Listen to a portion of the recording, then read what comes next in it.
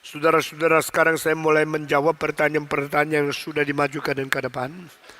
Mari kita dengan tenang hati merenungkan, memikirkan untuk mempersiapkan diri mematukan firman Tuhan. Patong engkau memberikan contoh anak-anak Jonathan Edwards yang sukses menjadi pembesar, teolog, wakil presiden, kaya raya dan sebagainya.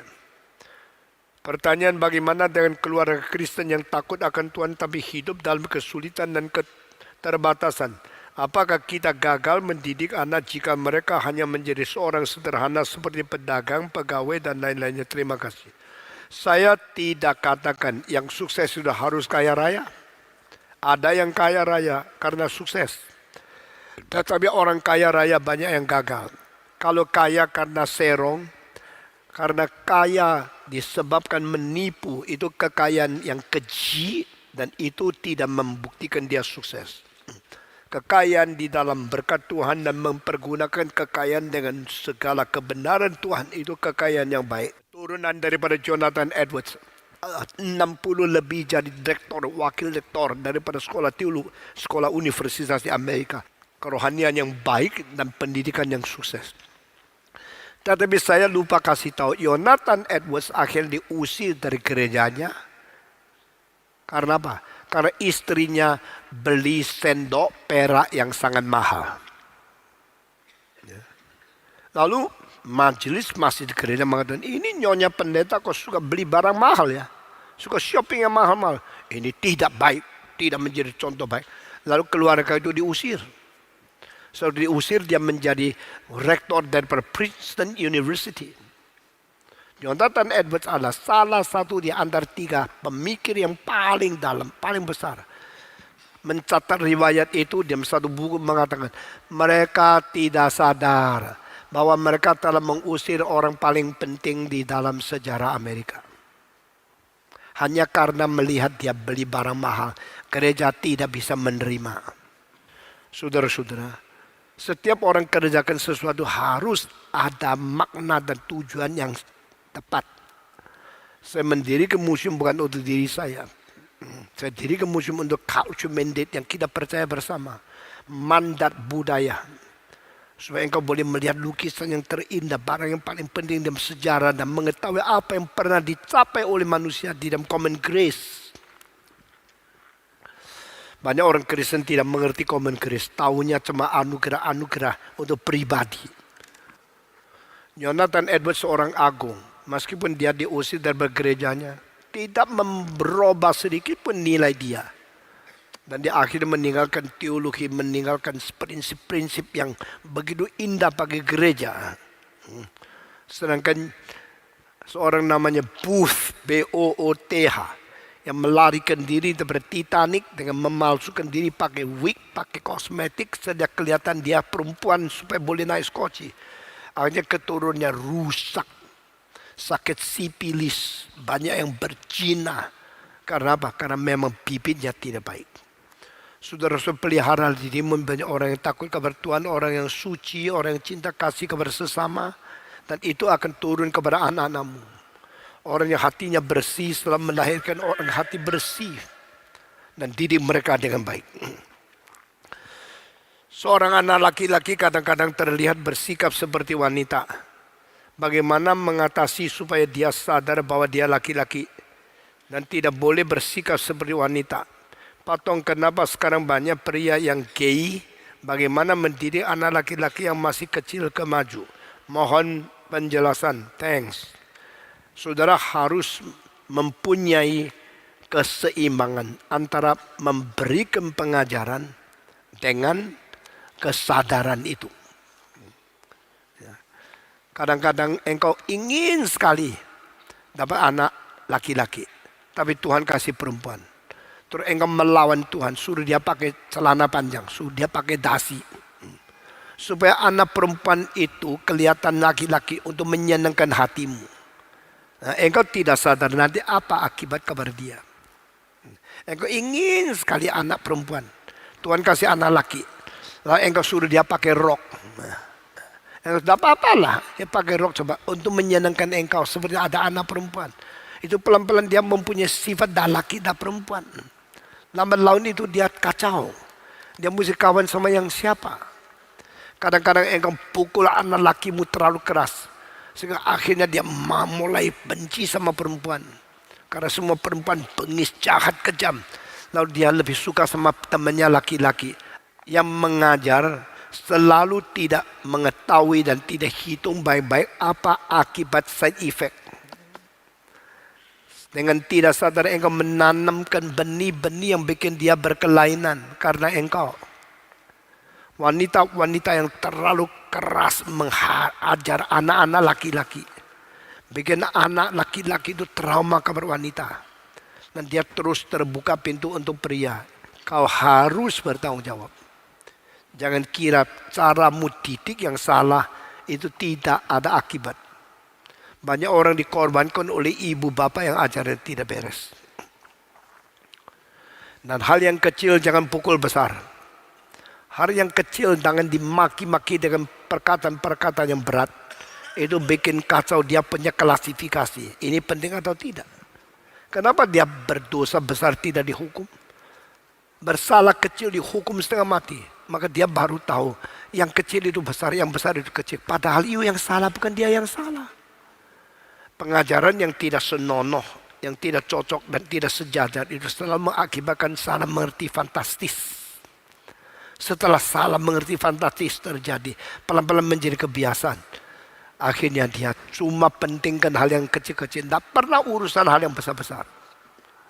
First thing first, second thing second, third thing third. The most important thing most. Bagaimana bisa mencapai seperti ini? Engkau mesti klasifikasikan. Anak kecil kalau mengganggu, engkau tidak apa-apa. Asal dia hidup baik-baik. Kalau hidup tak karu-karuan cuma menyenangkan engkau. Engkau akan melayani kesenanganmu akibatnya mengakibatkan pengorbanan anak-anak. Karena kurang menyenangkan kamu, engkau merasa dia hidup tidak bahagia. Padahal mereka harus diajar untuk mandiri dan diajarkan untuk bisa discern, bisa membedakan yang benar dan yang salah. Supaya mereka tidak sembarangan hidup. Nyatakanlah kepada anak-anak lakimu, mereka itu jantan. Waktu mereka berhidup jantan, puji dia.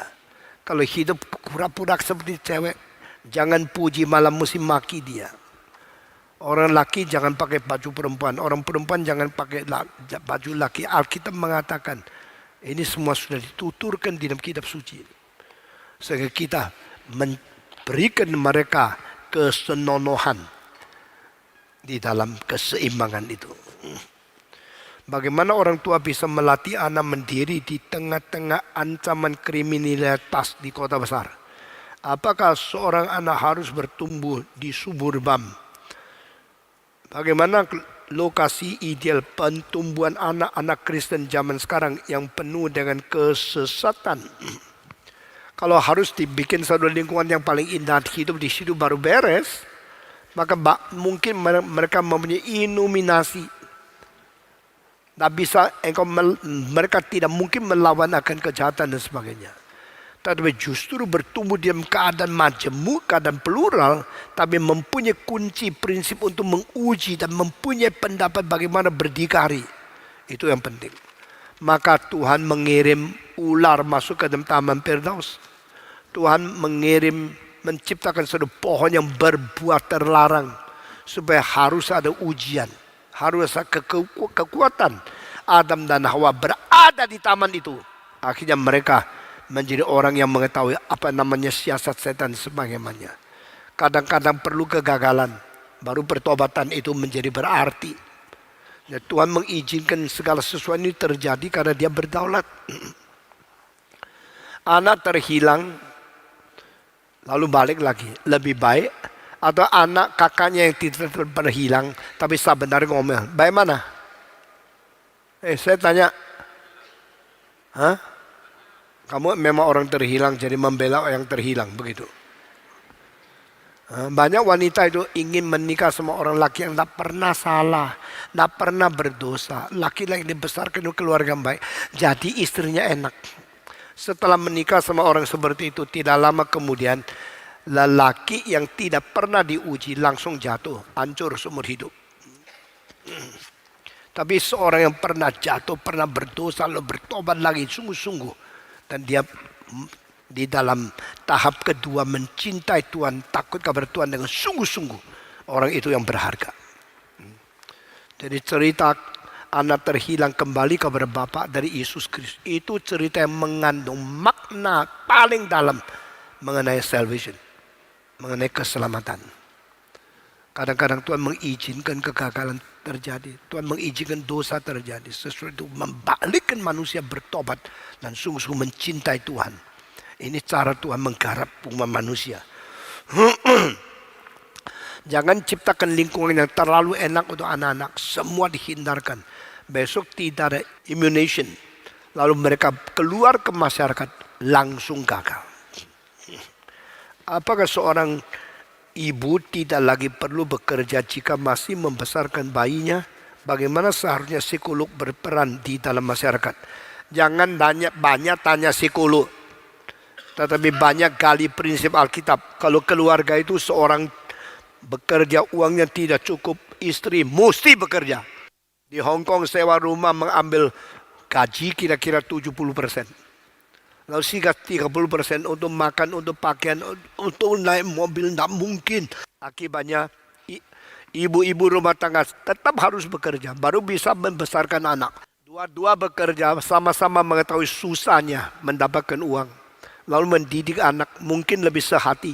Ada separuh pasang suami istri sama-sama kerja. Lalu jam 5 sama-sama pulang, jam 6 sampai di rumah.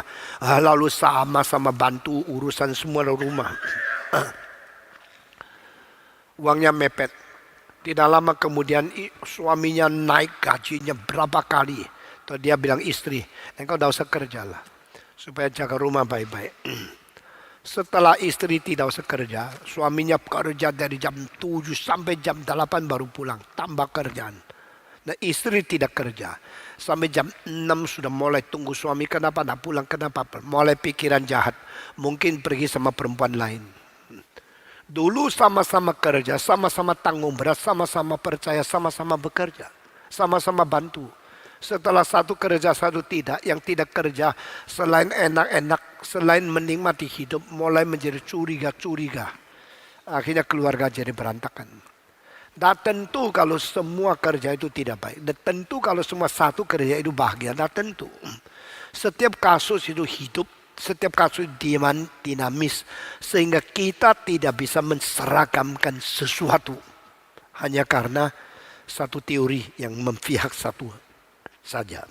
Bagaimana mengadakan altar family yang baik? Bagaimana memulainya? Saudara, di dalam rumah kalau ada altar, ada kebaktian, itu bagus. Ya. Dan kalau dilakukan sejak mereka masih muda sehingga mereka taat dan mereka rasa rutin itu dan biasa dengan baik, itu sangat indah. Tetapi yang penting itu bukan kewibawaan papa mama yang ditakluki oleh anak, tetapi adalah mengajak seluruh keluarga takut kepada Tuhan, lalu menikmati. Apa saja kalau tidak ada kenikmatan itu menjadi tidak beres. Kalau engkau datang ke kebaktian, engkau rasa nikmat. Apa yang dikhotbahkan patung sangat bermanfaat. Saya mendengar firman Tuhan, belajar banyak. Setelah belajar saya terapkan dalam hidup itu menjadi berkat. Engkau datang lagi karena yang menikmati. Demikian altar rumah tangga. Kalau di dalam satu rumah tangga selalu kumpul, selalu baca kitab suci, tapi tidak nikmat. Anak merasa beban sekali, berontak terus. Engkau paksa lagi, dia makin benci, makin paksa, makin benci. Besok dia besar, lolos keluar dari keluarga, tidak kembali lagi. So di sini yang penting adalah how do you enjoy it? How can you make it enjoyment? Dia sadar, ini nikmat, ini faedah. Saudara-saudara, banyak anak yang tidak suka belajar piano dipukul setengah mati oleh papanya. Sampai paruh satu hari, anak itu sendiri jatuh cinta kepada musik. Tidak usah dipukul lagi. Dia kalau satu hari tidak main, dia rasa sepi. Satu hari tidak main musik, dia rasa guilty feeling. Karena dia sudah fell in love. Kalau sudah jatuh cinta kepada musik, engkau boleh lega. Tidak usah lagi terlalu ketat. Demikian untuk pekerjaan Tuhan. Saya tidak pernah memaksa anak saya harus ini, harus itu. Karena paksaan itu tidak baik. Tetapi waktu kecil harus dipaksa dulu. Karena mereka belum tahu apa itu kewajiban. Setelah dipaksa sampai mereka menikmati, maka di situ orang-orang itu menjadi lancar di dalam kebiasaan-kebiasaan yang baik. Tuhan memberikan kekuatan kepadamu. Saya seorang guru di sekolah Kristen. Banyak anak-anak di sekolah berasal dari keluarga broken home. Atau dididik dengan cara dan nilai-nilai yang salah, tidak Kristiani. Sekolah berusaha mendidik dan menanamkan nilai-nilai Kristiani lewat kebaktian siswa, bimbingan konseling maupun berusaha lewat hidden curriculum, keteladanan guru-guru.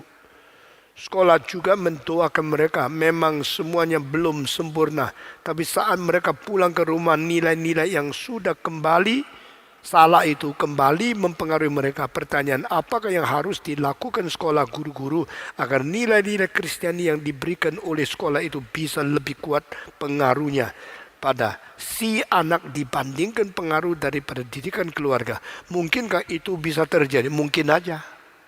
Kalau engkau tidak mempercayai ada kemungkinan, pasti engkau tidak mungkin giat dan rajin melakukannya.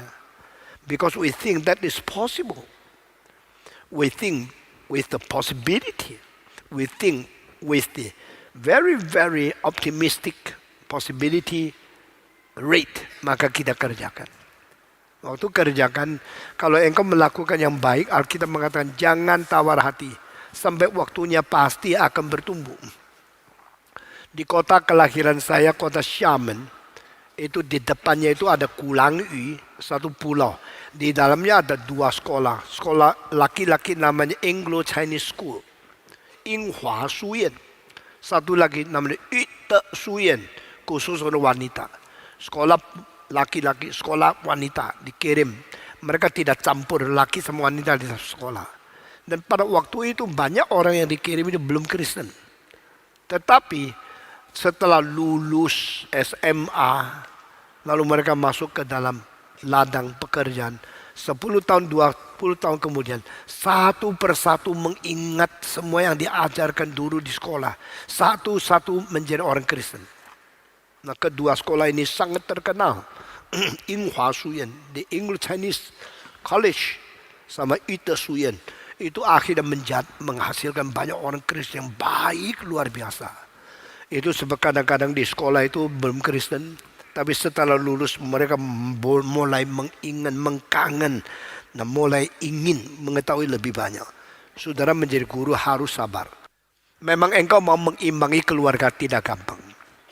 Karena mereka di rumah itu 1 hari berapa jam. Dibanding di sekolah pasti lebih banyak di rumah.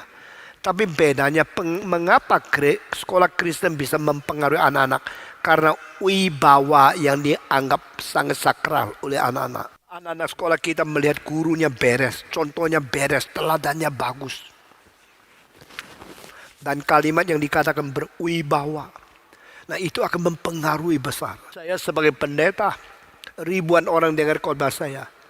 Di dalam hidup mereka berapa jam ketemu dengan saya? Sedikit kan? Ada yang 1 tahun 365 hari. Cuma dengar khotbah saya 3 jam, 4 jam. Karena saya bikin KKR di kota itu cuma 3 hari. 1 hari 1 jam khotbahnya, 3 kali jam. Tapi kenapa setelah itu saya pergi banyak menjadi orang Kristen?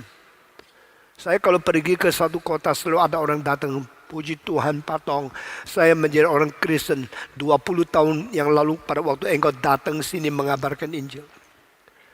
Hanya 3 hari di situ. Kenapa pengaruhnya 25 tahun mereka menjadi Kristen datang kepada saya? Karena ada wibawa, ada cinta kasih. Ada bijaksana, ada menaruh sesuatu beban rohani. Itu semua mengesankan mereka, this man is real. Kalau orang ini benar, yang dikatakan pasti benar. Kalau orang ini bisa dipercaya, yang dikhotbahkan pasti bisa dipercaya. Saya tidak ada kekuatan mendampingi semua orang. Saya tidak ada kekuatan mengawasi setiap kota. Tetapi dengan wibawa, dengan kesungguhan, dengan keberanian, dengan teladan, dengan cinta kasih, dengan bijaksana yang tersimpan di dalam khotbah, Orang dengar 3 jam lalu berkesan. This man is so authoritative.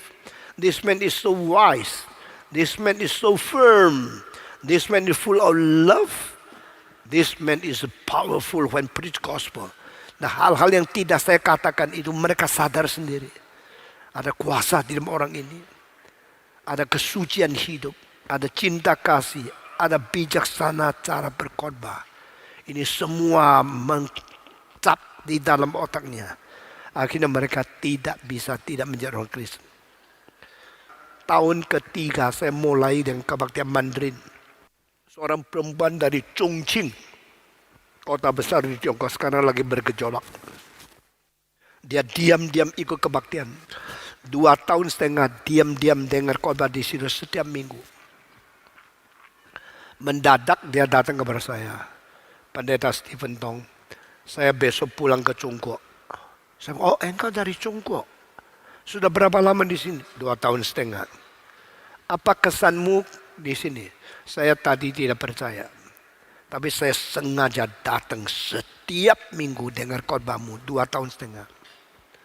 Dan saya sekarang berani mengatakan, saya tidak ada alasan lagi tidak percaya Tuhan Yesus. It is no more possible for me not to believe in Jesus. It is impossible for me to reject Jesus Christ. Within these 2.5 years, I listened to you carefully, every word, every sentence, every sermon, every week. And I find out that is the hope for my life. I realize this is the only way out for my circumstances and my problems. Tapi saudara dengar engkau berkhotbah 2 tahun setengah diam-diam. Saya berkata, saya tidak bisa menolak. Saya tidak ada alasan untuk tidak menjadi orang Kristen. Maka saya berkata, terima kasih, besok saya mau pulang. Sesudah itu saya tidak pernah lihat dia lagi. Saya cuma pesan, do not forget to find out the church and go to close to Jesus Christ. Itu pesan saya. Jangan lupa dekat dengan Tuhan Yesus. Ikutlah satu gereja. Lalu dia pergi. Saudara saya berkata kepada you, kita punya waktu sedikit. Anak sekolah ke sekolah Kristen. Waktu yang berkumpul dengan guru sedikit. Kumpul dengan papa mama lebih banyak. Kumpul dengan masyarakat lebih banyak. Tapi paling sedikit ada wibawa, keanggunan. Ada bijaksana, ada kesucian, ada cinta kasih dari kita. Yang membuat kesan di hati mereka. This is the right one. I should obey him. I should surrender myself before God. Because besides the Christian faith, there's no other system can convince me that I should believe. Saudara, orang Kristen harus mempunyai kekuatan seperti ini. Guru-guru Kristen harus mempunyai wibawa seperti ini. Sehingga kita tidak ikut orang dunia. Hanya mendapatkan makanan, gaji yang menghidupkan kita sebagai guru. Tapi mempamerkan kejelekan kekristenan. Itu bahaya sekali. Apakah Patong setuju atau tidak dengan homeschooling? Khususnya dalam konteks dunia hari ini seperti misalnya banyak sekolah hanya profit oriental. Lingkungan sekolah yang tidak sama seperti dulu, seperti kasus bullying dan sebagainya. Mohon penjelasan Patong. Di dalam ceramah saya sudah mengatakan homeschooling motivasinya baik karena sekarang banyak sekolah yang tidak beres, masyarakat tidak beres. Ikut sebab kita bikin program kurikulum di dalam sekolah, di dalam rumah. Lalu mereka dididik oleh ibu sendiri, papa sendiri. Ya. Saya kira itu baik. Tapi jangan lupa papa, mama bagaimanapun mempunyai keterbatasan. Sehingga anak yang di dalam homeschooling akan terpengaruhi keterbatasan. Sehingga tidak bisa lapang pikirannya. Lalu setelah homeschooling selesai, setelah dewasa dia kirim ke universitas. Engkau tidak bisa kan sendiri menjadi universitas sendiri mendirikan satu Christian school. Engkau harus lepaskan mereka kepada sekolah umum. Kalau waktu lepas itu bahaya sekali. Itu sebab homeschooling kekurangan 2. Yaitu kekurangan pohon terlarang sama ular yang mencobai. Ada seorang takut sekali kalau anaknya tidak beres. Maka surat kabar itu semua dilihat sendiri. Mengenai perzinahan dipotong. Mengenai penipuan dipotong. Akhirnya surat kabar di rumah itu banyak lubangnya. Papanya tidak boleh anaknya lihat yang dilubangin itu. Lalu dia datang kepada saya, Pak Tong, benarkah cara saya mendidik seperti ini? Semua yang tidak baik saya lubangin supaya mereka tidak lihat. Mereka cuma baca yang baik-baik. Saya bilang, engkau pasti gagal. Kenapa? Itu pendeta seumur 60, waktu itu saya umur 33. Kenapa saya pasti gagal? Karena surat kabarmu adalah surat yang terlalu suci. Holy paper. Kenapa whole? Too many holes jadi holy paper. Bukan holy suci, holy lubang. So your children will go to the neighbor and ask them to show what is inside the holes. Mereka pasti pergi ke sebelah minta surat kabar apa isinya lubang-lubang itu. Makin engkau potong, mereka akan makin antusias untuk memotong dalamnya. No, that's wrong way. Jadi bagaimana? Kasih mereka kunci. Sudah mereka ada master key. Sudah mengetahui prinsip. Mereka lihat, oh ini dah beres, itu dah beres. Sekarang mengajar anak lebih sulit loh. Anak itu bukan lihat surat kabar. Lihat jendela dunia. Apa yang disebut jendela dunia? Website. Facebook. Ya. Itu YouTube. Ya. .com. .org. Di komputer apa saja bisa lihat. Dengan bisa ketik satu, keluar semua perempuan yang tidak pakai celana. Keluar semua perkataan-perkataan perzinahan. Anak-anakmu di komputer tutup pintu, jangan kira engkau dia rajin belajar loh. Engkau sedang ditipu oleh iblis. Tetapi kalau dia mempunyai perasaan takut kepada Tuhan, yang mempunyai cara membedakan yang baik dan jahat secara sendiri, maka lepas dia pun engkau tidak usah terlalu khawatir. Karena kita mau mengangkat anak itu tidak gampang lagi. Maka Tuhan memberkati kita. Pak Tong, bagaimana menolong seorang remaja Kristen yang memiliki standar yang tinggi untuk dirinya, bahwa dia harus senantiasa berbuat baik sesuai firman Tuhan. Namun ketika dia tidak bisa mencapainya, dia akan merasa putus asa, bahkan kadang berpikir untuk mengakhiri hidupnya, atau menjadi seorang ateis, atau mengikuti ajaran tokoh-tokoh filsafat yang lain. Terima kasih. Orang ini belum mengenal Tuhan.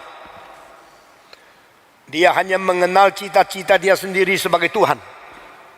Orang yang hanya mengenal cita-cita diri sebagai Tuhan, dia akan memakai segala cara untuk mencapai sesuatu yang tidak ada hubungan dengan rencana Allah.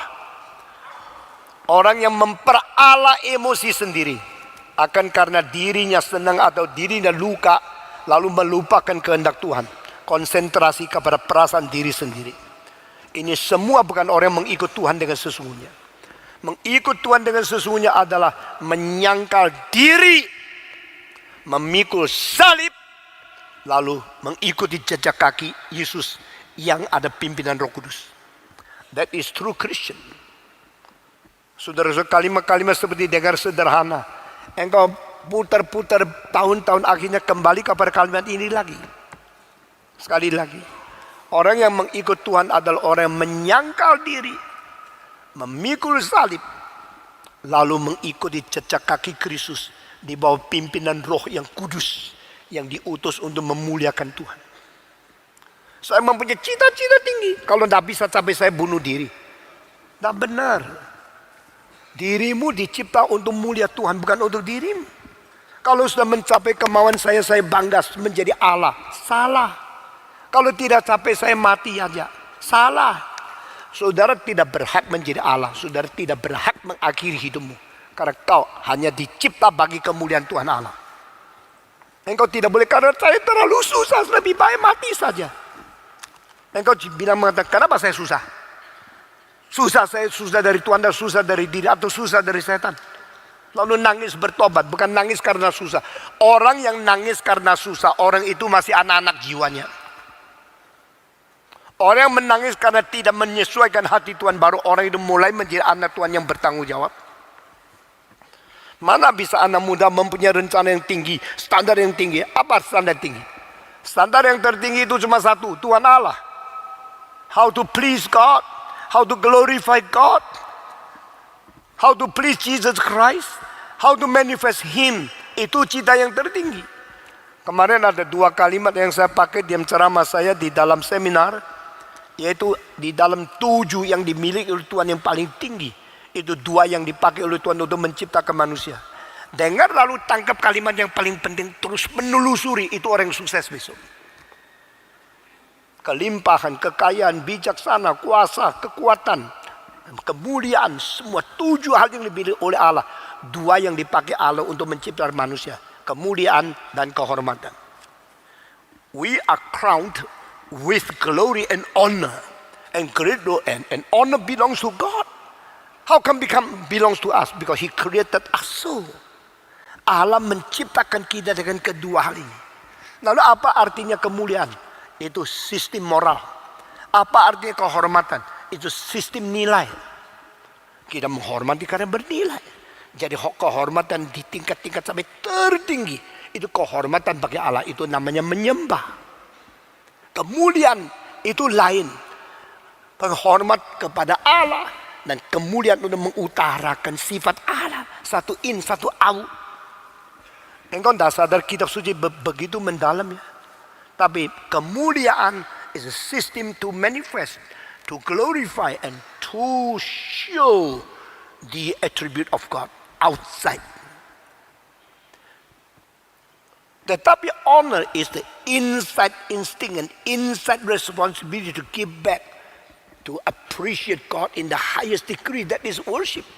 Worship to God, glorify God, to manifest to people. Nah, ini 2 yang menciptakan nilai agama. Dan akhirnya yang di dalam eksterior disebut nilai kebudayaan. Di dalam kebudayaan pasti membahas tentang nilai. Sistem nilai. Di dalam kebudayaan pasti menciptakan tentang akan moral. Di dalam agama lebih. Maka kemarin saya kutip satu kalimat dari Immanuel Kant.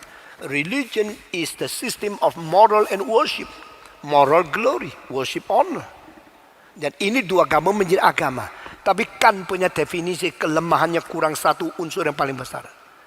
The system of moral and worship concerning eternal hope and bliss in Him. Ini baru agama. Kalau agama adalah moral, itu liberal. Kalau agama adalah berbakti, itu agama lain. Agama adalah bakti dan moral menuju kepada pengharapan yang kekal. Karena hidup kekal hanya ada di dalam Kristus. Liberal tidak ada, agama lain tidak ada. So the system of moral and worship concerning the eternal hope in Christ, that is eternal life. Ada hidup yang kekal. Baru itu agama sesungguhnya. Nah, di sini yang saya katakan itu. Maka sekarang engkau menjadi seorang pemuda, menjadi remaja yang mempunyai nilai yang tinggi, standar yang tinggi. Standar tinggi itu Tuhan. Kalau di luar Tuhan itu semua sampah. Itu semua ciptaan, itu semua korupsi, semua berdosa. Maka pemuda ini harus dipertobatkan. Harus mendengar baik-baik apa itu pertobatan yang sejati. Pada kenyataan hanya orang Kristen bertingkah laku seperti orang Kristen. Hanya pada orang luar, namun secara internal dalam keluarga sangat berkebalikan. Bagaimana pandangan gereja akan hal ini? Banyak orang Kristen bertingkah laku tidak seperti orang Kristen. Yang saya lihat itu. Pada orang luar. Namun secara internal di dalam keluarga. Sangat berkebalikan. Maksudnya banyak orang kalau di luar. Orang lihat semua kelihatan Kristen. Tapi di rumah tangga tidak. Saudara-saudara, ada seorang pemuda yang berkata kepada pendetanya. Saya sekarang sudah mau nikah. Dan saya karena dari kecil terus dipukul orang tua. Maka saya sudah tidak bisa berhenti suka pukul pacarku. Tapi orang tuanya kelihatan baik-baik kok. Di gereja semua orang menghormati dia. Padahal dari kecil pukul anak terus. Sampai anak itu mempunyai kebiasaan harus pukul orang. Untuk menyelesaikan masalahnya. Ingat ya, seorang pria yang pukul istri. Itu orang pria kerdil. Karena engkau mempunyai kekuatan badan lebih besar, lalu menghina wanita, menjadikan sasaran kemarahanmu. Itu engkau seperti binatang.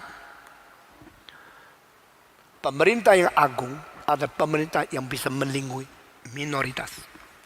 Seorang pria yang besar adalah pria yang bisa melindungi istri yang lebih lemah. Kalau pakai cara pukul, cara kekerasan, itu membuktikan engkau tidak pakai hati rohani. Saudara-saudara, mari kita semua bertobat di hadapan Tuhan. Mempelajari bagaimana bicara dengan tenang untuk mencari kebenaran. Bukan maunya menang pakai emosi, bukan maunya menang pakai kekerasan.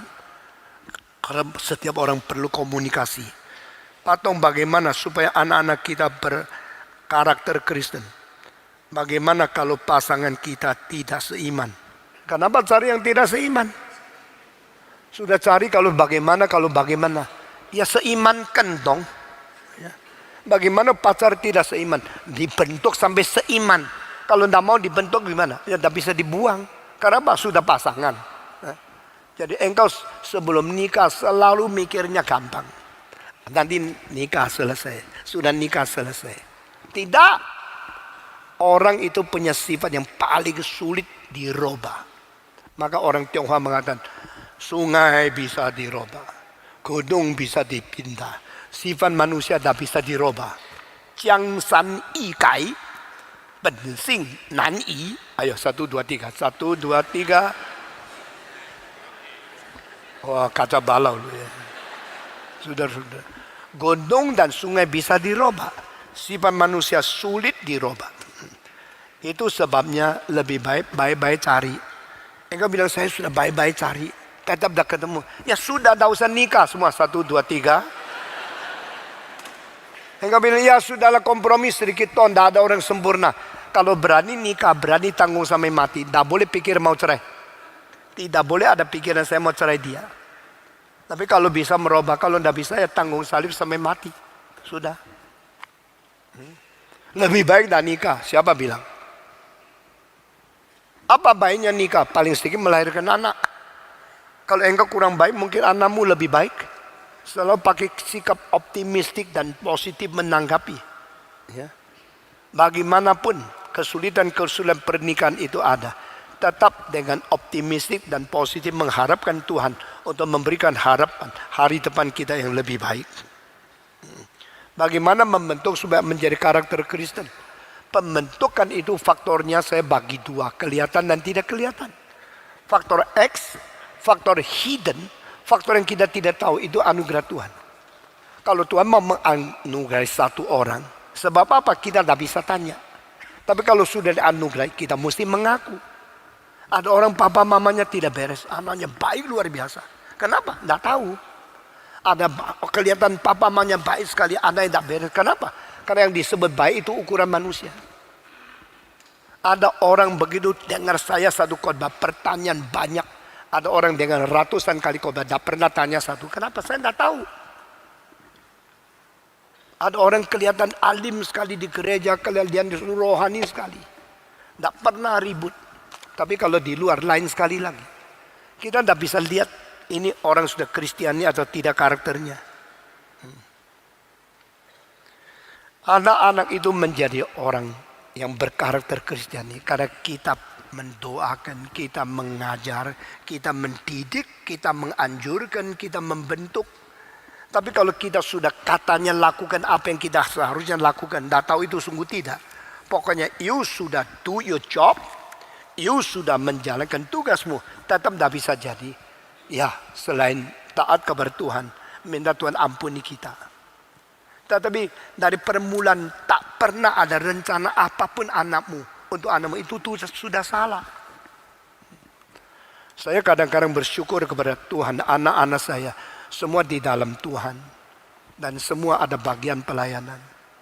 Saya bersyukur kepada Tuhan. Meskipun keluarga saya tidak sempurna. Orang berani melawan Tuhan dan berani bertobat dan pertobatan yang sejati. Itu lebih baik daripada anak yang tidak pernah berdosa, kelihatan seperti baik-baik. Anak terhilang itu dikasihi oleh bapaknya. Lebih daripada kakaknya anak terhilang di rumah tapi sombong. Orang yang seperti tidak pernah bersalah tapi selalu merasa diri paling baik. Itu di hadapan Tuhan tidak ada arti apa-apa. Orang pernah berdosa besar akhirnya bertobat. Lalu seumur hidup melayani Tuhan dengan sungguh-sungguh rendah hati dan suci. Itu orang yang dicintai Tuhan. Ini cara ukuran Alkitab lain sama cara manusia. Ada hal yang kita bersyukur kepada Tuhan. Tetapi ada juga kita merasa kita kurang. Kita tidak boleh memuaskan diri. How to deal with fighting siblings who are 6 years and 5 years old? What are the best activities for 6 and 3 years old when at home? Ada orang yang terlalu kecewa kepada pendidikan yang ada. Maka di Amerika timbul satu macam homeschooling. Sekarang Paul Washer sedang memperkembangkan homeschooling. Bagi saya homeschooling itu bahaya. Karena homeschooling itu akan mengajar anak-anak dengan sempitnya pikiran. Kecuali papanya orang yang limpah pikirannya luas, pengetahuannya banyak dan bisa mengimbangkan semua. Mungkin seperti Paul Washer, mungkin orang-orang tertentu mungkin. Tapi orang biasa kalau homeschooling, anaknya mungkin menjadi sempit sekali. Atau membentuk sekelompok orang yang rohani di dalam aspek yang berbeda bisa mengisi kebutuhan komprehensif. Lalu kumpulkan anak-anak dididik oleh beberapa keluarga yang mempunyai masing-masing kelebihan tersendiri. Itu baik. Seorang mengatakan kepada seorang psikolog, anak saya sudah umur 2. Sekarang mulai mendidik dia terlalu pagi atau tidak. Jawabnya, sudah lambat 3 tahun. Loh, Papa dia baru umur 2, makanya lambat 3 tahun. Maksudnya di dalam rahim sudah mulai dididik. Tidak bisa sudah tunggu doa, sekarang mau dididik. Anak-anak saya semua suka klasik musik. Karena sebelum lahir sudah dengar Bach, Beethoven.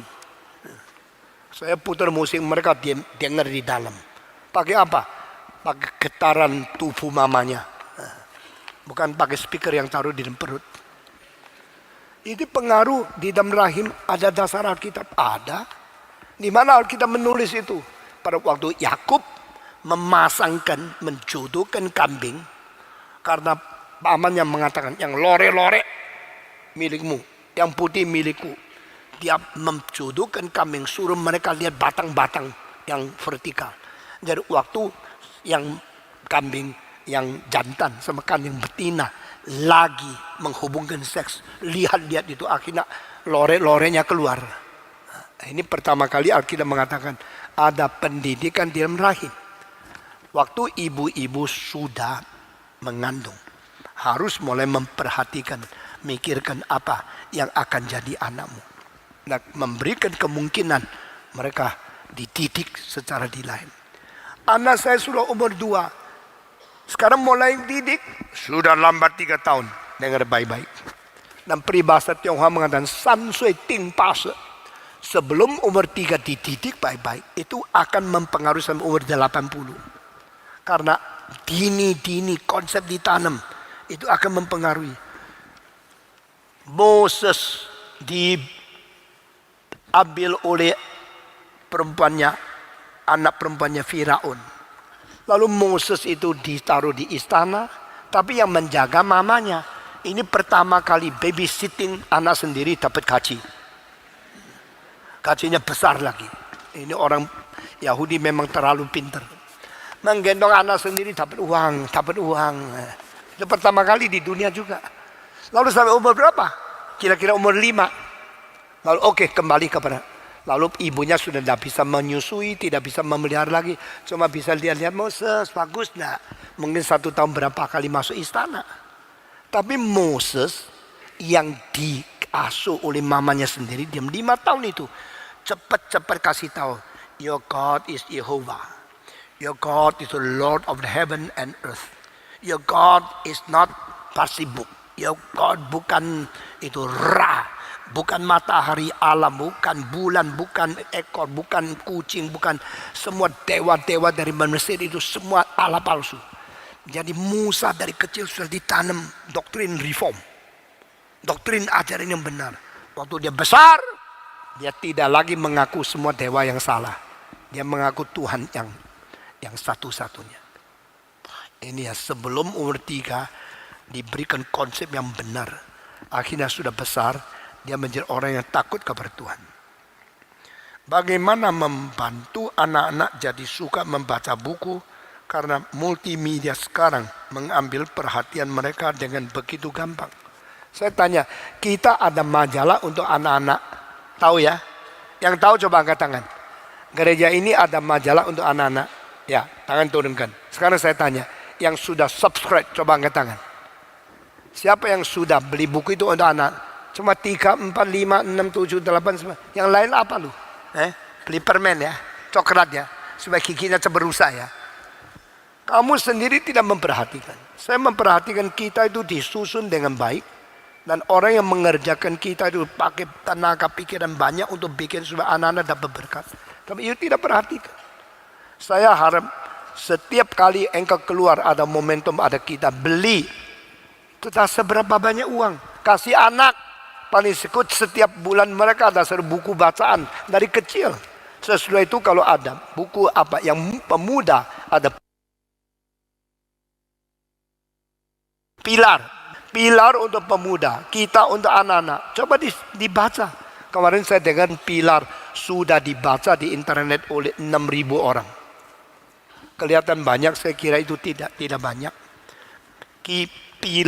Pilar itu harus dibaca paling sedikit untuk 600.000 orang di Indonesia. Karena bahan yang kita berikan itu berbobot tinggi. Jangan menghina literatur. Satu kali baca salah masuk di dalam otak. Atau satu kali main komputer melihatnya seks saja. Seumur hidup menjadi budak seks.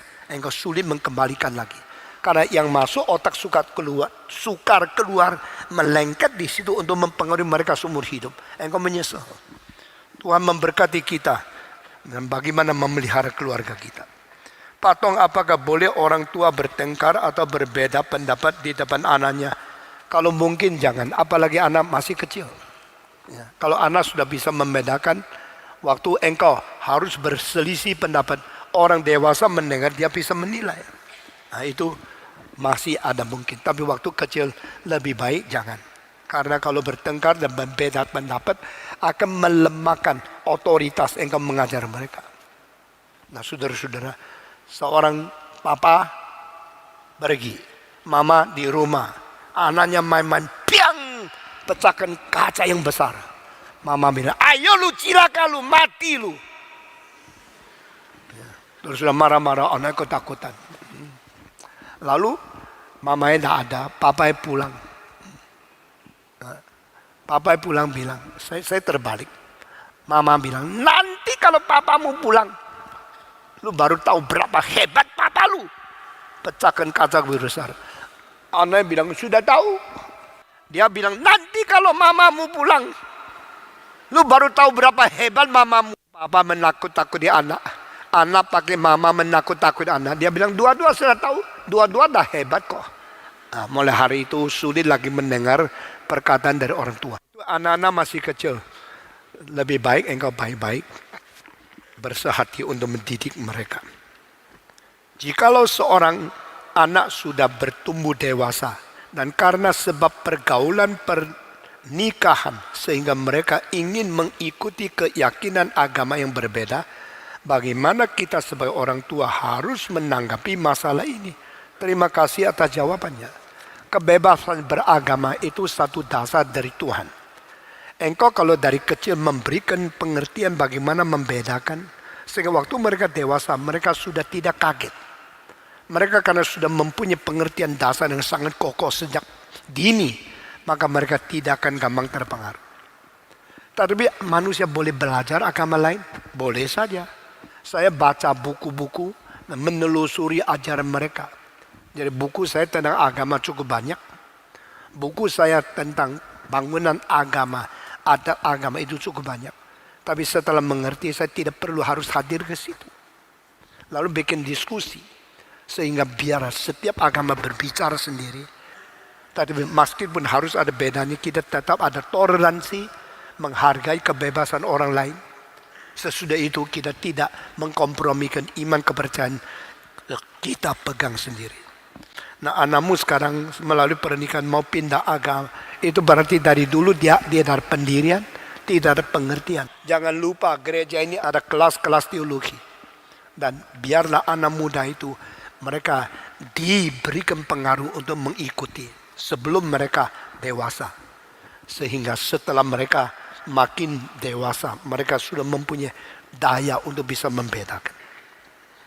Bagaimana cara yang tepat mendisiplinkan anak-anak sekolah minggu kelas 1 dan 2. Mereka cenderung untuk bermain-main tidak serius dalam kebaktian sekolah minggu. Kenapa harus serius? Anak-anak harus serius. Kecuali sakit baru serius. Itu dah benar. You tidak boleh menuntut mereka harus serius menurut kemauanmu.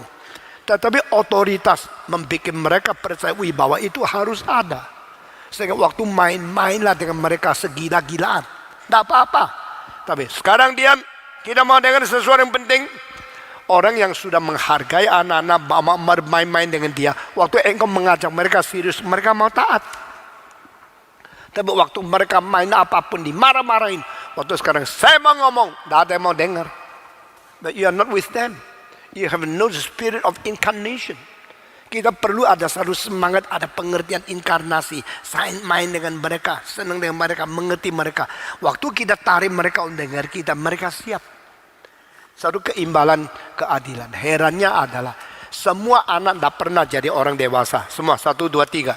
Semua anak tidak pernah menjadi orang dewasa. Orang dewasa sudah pernah menjadi anak semua. 1, 2, 3. Orang dewasa sudah pernah menjadi anak. Tapi dewasa tidak mengenal anak. Suruh anak mendewasa itu kan terbalik, langit jadi bumi. Mereka tak pernah jadi dewasa. Lu mesti ngerti papa, lu mesti seperti ini ya. Mengerti itu di dalam 2 tahap. Mengerti seluruh itu tidak mungkin. Tapi mengerti secara saya papamu, engkau harus hormati saya. Saya mendidik kamu, saya tidak akan melukai kamu, tidak akan merugi. Itu harus ada. Ya, di dalam hal ini Tuhan memberikan bijaksana kepada kita. Apa yang harus dilakukan orang tua kalau anak itu umur 6 tahun berbohong? Ya, saudara, anak-anak bohong bukan karena dia jahat, karena dia terlalu takut sama kamu.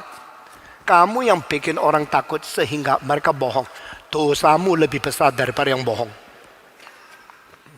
Lu bohong ya, terus mau mengancam, mau menganiaya atau mau membalas dendam. Itu tidak benar. Kalau di dalam kemungkinan mereka lakukan sesuatu kebebasan, kasih. Ini tidak boleh, itu tidak boleh. Akhirnya dia tetap mau lakukan. Pasti bohong. Yang rugi kamu sendiri. Yang bikin mereka bohong kamu kok. Kamu berdosa. Saudara tahu tidak ada seorang, apa itu ya, kalau di angkatan darat itu jenderal, kalau di angkatan laut itu apa? Laksamana ya. Ada seorang laksamana. Saya kenal sendiri. Dia mengenal satu hari, dia mau naik kapal terbang kecil daripada kapal induk untuk pergi ke darat. I order you prepare that airplane in 3 hours. I need that airplane. Waktu mereka bongkarkan mesin ada sedikit rusak, perlu ganti onderdil. Waktu bongkar semua selesai dipasang, saat tertentu sisa 5 menit. Sekrumnya masuk ke dalam silinder. Waktu cilaka. Bongkar lagi mesti 3 jam lagi. So, dia mengatakan dengan terus terang, Sir, we are so sorry to tell you.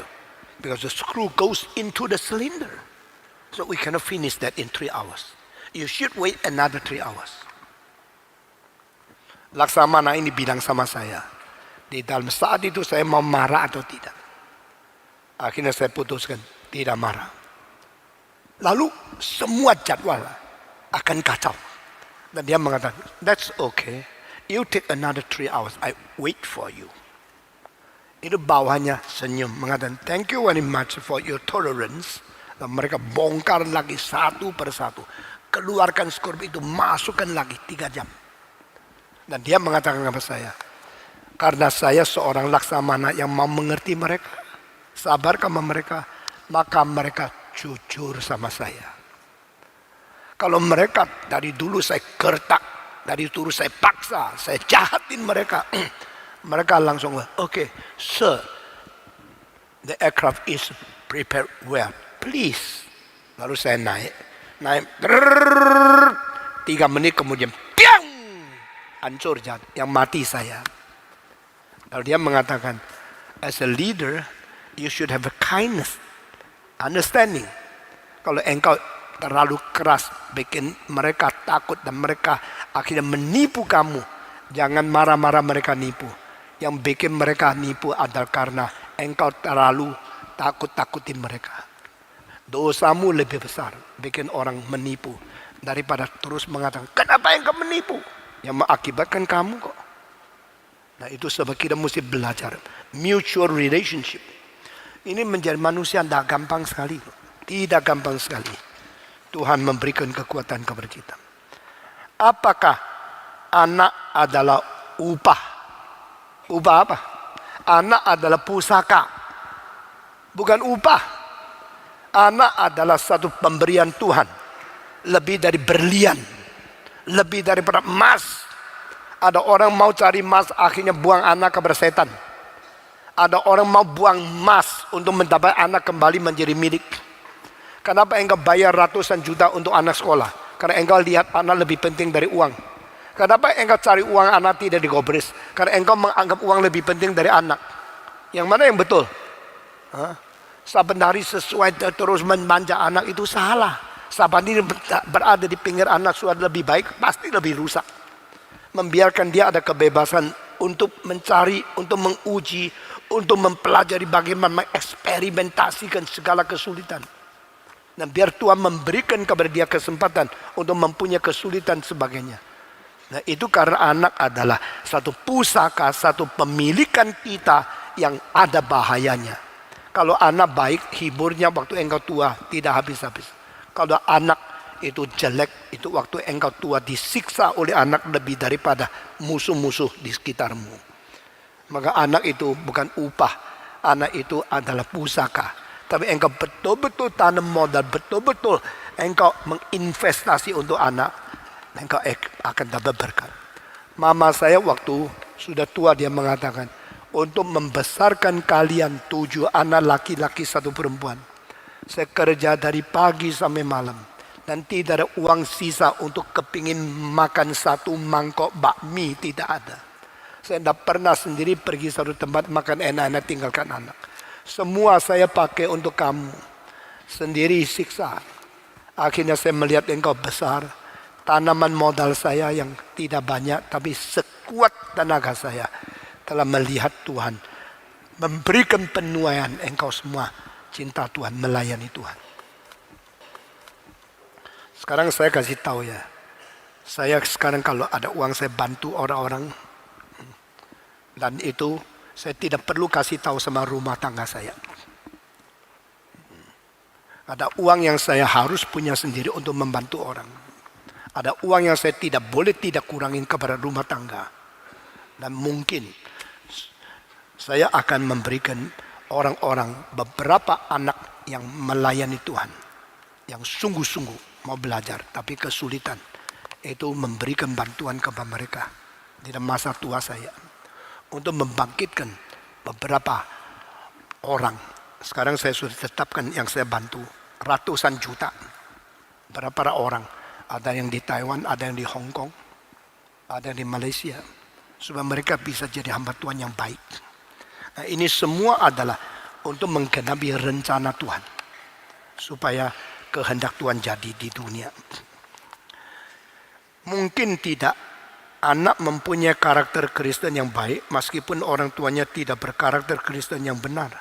Agama orang tua itu Kristen. Mungkin saja. Orang Kristen menghasilkan anak yang jelek sekali. Banyak. Banyak orang Kristen yang terbaik papanya tidak Kristen. Banyak. Herannya ya. Yang menjadi hamba Tuhan yang berkuasa selalu generasi pertama. Papanya ada Kristen. Tapi apa-apa Kristen menghasilkan anak cucu. Selalu itu menghasilkan orang Kristen hamba Tuhan yang rutin. Menjadi pendeta, baik-baik melayani itu ada. Tapi yang menjadi penginjil, menjadi revivalist. Itu yang mempunyai penonjolan yang khusus. Itu selalu generasi pertama. Saya juga tidak dapat jawaban secara memuaskan. Kenapa begitu? Maka di dalam seminar saya bilang ada faktor yang tersembunyi. The hidden factor of character building. Itu dari anugerah Tuhan. Tuhan mau anugerah siapa? Anugerah siapa? Saudara-saudara, semua penginjil di Tiongkok yang paling besar, John Song, Andrew G, ya, itu Newman Stone, lalu Chao Sekuang, ya, Watchman nih, semua tidak sekolah teologi, tidak lulus kok khotbah. Justru itu yang Tuhan pakai. Saya bukan orang bodoh loh. Saya sendiri harus sekolah teologi supaya saya anjurkan orang teologi mempunyai kekuatan. Tapi saya tidak bisa katakan orang yang sekolah teologi tidak bisa dipakai Tuhan. Spurgeon umur 19 ditabiskan jadi pendeta. Dan ternyata dari orang gereja 200 orang di bawah pimpinan dia berapa tahun kemudian menjadi 6.000 orang. Sampai orang paling top di kongres datang dengar khotbah dia. Ini hal yang kita harus mengakui dalam sejarah pimpinan Tuhan begini. Kita pakai rutinitas, pakai itu konsep-konsep legalisme. Ini tidak boleh, ini tidak bisa. You kira itu cinta Tuhan, you kira itu mengikuti peraturan. Justru Yohanes Pembaptis tidak masuk sekolah Sanhedrian. Justru itu Paulus bukan di dalam itu keadaan sekolah dari kekristenan. Pada waktu itu Yesus sendiri murid-murid tidak mendirikan sekolah itu dulu. Tapi Tuhan bisa pakai mereka luar biasa. Jadi faktor X ini menjadi sesuatu kasus exception yang harus kita terima. Tapi di dalam organisasi selalu terpendam di dalam satu peraturan dan semua tidak berani lewat. Saya harus menembus itu.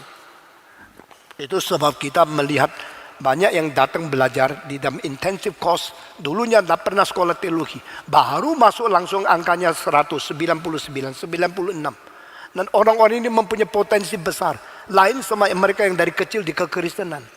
Nah itu kita mesti menggali. Jikalau seorang siswa bersalah, bolehkah guru menghukum seluruh kelas? Dengan dasar seluruh Israel dihukum Tuhan karena akan berdosa. Bagaimana jika dihubungkan dengan Ulangan 26 ayat 16? Saudara sudah salah. Akan berdosa seluruh Israel dihukum untuk sementara. Kalah sebentar. Tapi akhirnya seluruhnya terus dihukum. Tidak. Tetap dicari sampai akannya keluar. Akannya lempar batu sampai mati, yang lain tidak. Setelah itu dijanjikan kemenangan Yeriko. Saudara jangan kutip kitab suci separuh-separuh. Seperti engkau orang yang hebat. Padahal engkau memperalat Alkitab. Memanipulasi Alkitab. Twisting of the scripture. Itu tidak benar. Kadang-kadang Tuhan membiarkan orang Israel kalah. Seluruhnya kalah. Lalu mereka berkata, apa yang terjadi? Akhirnya ternyata ada satu yang salah. Itu yang dihukum. Ini kasus terlalu banyak terjadi. Misalnya itu terjadi satu kapal itu kena angin yang besar. Akhirnya sudah mau mati semua. Lalu dicari, ternyata Yunus yang salah. Akhirnya kalau ini Tuhan hukum semua lempar. Tidak, Yunus yang dilempar. Kapal yang lain jalan lagi terus. Jangan sembarangan kutip Alkitab secara sepihak. Patong membentuk karakter Kristiani anak perlu bersama orang tua yang baik. Bagaimana menghadapi istri yang sangat egois dan hanya mau menang sendiri dan tidak memikirkan kepentingan orang lain. Mungkin istri bilang kamu juga begitu loh. Salah satu pendeta yang terbaik yang saya pernah tahu. Waktu istrinya mati menikah lagi satu. Istri yang baru itu seumur 56. Lalu bicara sama orang lain. Saya baru tahu pendeta ini orang paling egois di seluruh dunia. Itu herannya. Kalau belum kenal semua lihat baiknya. Harus sudah kenal, cari kutunya. Itu pendeta yang sangat baik. Tetapi istrinya tidak puas. Karena apa? Kalau menjadi suamiku harus menurut tuntutanku ini. Lalu itu yang menjadi ikatan. Picasso, tahu Picasso? Picasso menikah 4 kali. Istri terakhir membelenggu dia sampai semua teman tidak ada satu bisa telepon sama dia 1 kali. Ada perempuan yang egois seperti ini. Karena engkau nikah sama saya cuma 2 orang. Sedunia itu sampah. Ini 2 orang baru manusia. Jadi akhirnya Picasso yang begitu besar bakannya, lukisannya begitu banyak uang yang boleh dijual. Akhirnya dikuasai oleh 1 orang. Saudara jangan mengikat suamimu semaumu. Mungkin Tuhan ambil jiwamu. Lalu dia baru lepas. Jangan kira engkau Tuhan menguasai dia. Mari kita saling menghormati. Jadi pertanyaanmu, kalau seorang yang begitu egois sebagai istri, bagaimana membentuk anak-anak? Kalau bisa bicara, kalau tidak bisa ngomong baik-baik, ya mesti sabar. Saat-saat tertentu mungkin bisa ngomong baik-baik. Ya. Saudara-saudara, manusia itu memang sulit, tapi bagaimanapun belajar kerjasama sebagai orang tua. Bagaimana pendapat Patong tentang gejala zaman ini yang lebih menghargai prestasi, popularitas, dan harta melebihi dari kedudukan dan moralitas? Lawan dong. Lawan zaman dong. Orang melihat popularitas, prestasi, maka beli jas yang mahal. Saya sengaja beli jas ini 380.000. Di mana? Obral di Hong Kong. Waktu saya lihat, loh kok ada yang obral ya? Oh ternyata musim panas sudah lewat. Sekarang musim dingin, yang tebal-tebal keluar, yang tipis dijual. Saya bilang, saya bawa Indonesia. Indonesia perlu yang tipis. Lalu $350 Hong Kong. Ya saya beli satu, tapi tidak ada celananya, tidak apa-apa kan. Atas lore-lore celananya hitam, itu namanya variasi model baru.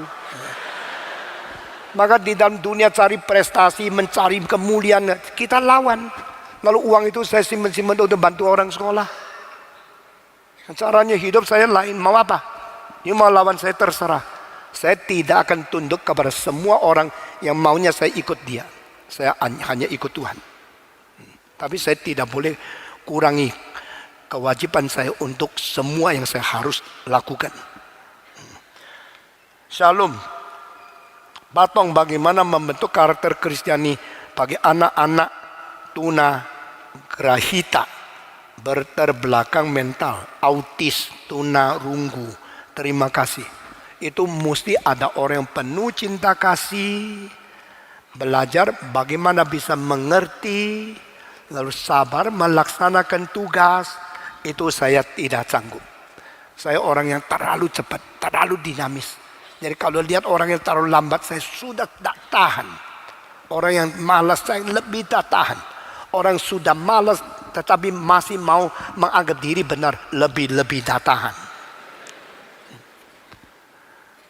Saya tanya ya, seorang anak kecil dibawa oleh papanya yang trend harder, yang besar. Lalu ditarik, cepat jalan sama saya. Yang susah, yang depan atau yang belakang? Belakang kan. Anak kecil ditarik, tidak kuat, tapi yang besar terus cepat. Nah mungkin kesulitan saya di situ. Seluruh zaman itu sulit mengikuti jejak kaki dan dinamika saya. Tapi sebaliknya, saya seorang bukan orang raksasa, orang biasa, tapi dipanggil Tuhan harus cepat. Tapi di belakang banyak orang gede-gede, tapi pelan sekali. Kalau saya tarik mereka tidak bisa jalan karena gede. Karena berat, saya tarik tidak bisa. Tapi panggilan Tuhan cepat saya harus jalankan. Lalu saya sekarang tanya kasus yang kedua ini. Yang depan lebih susah, yang belakang lebih susah. Yang di depan lebih susah kan? Karena panggilan Tuhan tidak boleh berhenti. Itu juga saya. Jadi orang yang ikut saya ada yang lemah, tidak kuat ikut, akhirnya menjadi susah. Tapi ada orang besar yang sudah suka duduk, suka ngantuk di situ, tidak mau jalan. Saya yang susah. Di dalam pace, bagaimana sesuai langkah satu dengan lain. Dunia ini tidak ada orang yang seluruhnya sama. Dan saya termasuk satu orang yang susah karena mau cepat, tapi yang pengikut sulit. Saya mau melakukan kehendak Tuhan, hambatan besar, banyak. Ini kesusahan sudah Tuhan pimpin sehingga sampai sekarang saya menjalan. Saya kasih tahu ya, kadang-kadang saya sampai naik mimbar belum ada makalah yang harus dikhotbahkan. Saudara bisa bayangkan bagaimana mesti berdiri. Berapa kali itu ceramah-ceramah di dalam seminar pusat pengkajian. Saudara tahu, saya baru siapkan makalah waktu saya duduk di atas. Jangan ikut saya ya. Engkau ikut saya bisa mati, saya kasih tahu. Tapi saya selalu Patong, kapan kau siapkan khotbah? Saya siap khotbah seumur hidup. Semua yang harus saya tahu, saya kumpulkan terus masuk. Seluruh hati, seluruh jiwa, gudangnya penuh dengan bahan. Tapi saya tidak bisa tutup di situ setiap bahan, baca buku, tulis nanti khotbahkan itu. Tidak bisa. Begitu saya lihat situasi si Suseno khotbah apa, semua ceramah selesai, lalu saya tetapkan saya harus buang ini, harus tambah ini. Sehingga apa yang saya ceramahkan selalu lebih dinamis dari yang lain. Dan selalu berbobot tidak kalah sama yang lain. Tapi mempunyai dinamika yang besar untuk memutarbalikkan seluruh situasi dari seminar. Ini ciri khas dan anugerah Tuhan yang lain diberikan kepada saya. Tidak bisa ditiru sama orang lain. Dan dengan demikian lewat 55 tahun. Ini banyak hal kesusahan, kepahitan. Kadang-kadang ada banyak hal yang bikin sudah lesu sekali. Sudah marah, lesu. Lalu mesti naik mimbar. Terus terang kemarin dulu sampai malam jam 4 saya masih baca kitab suci. Masih memikirkan bagaimana mesti menampilkan sesuatu. Apa yang menjadi dalam hidup saya. Itu sulit mengerti. Tak mungkin mengerti. Karena itu bukan saya. Dan you tidak mengerti karena saya menjelajah sesuatu begitu berat, begitu banyak, begitu luas dan harus begitu dalam. Yang expect dari saya juga begitu tuntut tinggi. Yang dengar khotbah saya bukan orang biasa, banyak orang profesor, banyak orang doktor, banyak orang berpengalaman tinggi, banyak orang mempunyai kedudukan yang sangat penting di dalam sejarah, di dalam dunia. Mereka mengharapkan sesuatu dan saya harus mengisi bagaimana. Maka setiap detik saya standar sama Tuhan minta bijaksana dari surga untuk bikin saya bisa supply terus. Unceasing supply. Saudara bisa cari bahan untuk saya? Bisa membantu pikiran saya? Bisa mengerti isi hati saya? Di dalam kesulitan yang besar tetap harus berdiri. Harus tenang, harus lincah. Itu semua Yuna mengerti. Saya cuma sandar satu, Tuhan. Saya tidak boleh sandar orang kedua. Satu-satunya sandar Tuhan untuk bisa melunaskan. Berapa tahun lagi Tuhan suruh saya melayani di dunia. Pokoknya saya setia sampai mati.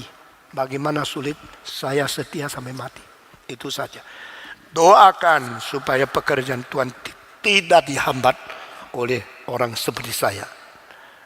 Terakhir, untuk hari ini, Shalom, karakter bisa diubah atau cuma Tuhan yang bisa merubah. Cuma Tuhan yang bisa berubah.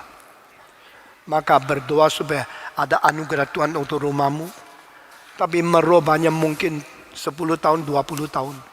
Belum tentu engkau bisa mencapai pada saat engkau menginginkan. Tetapi kesabaran itu perlu. Karena kesabaran itu adalah salah satu di dalam buah Roh Kudus.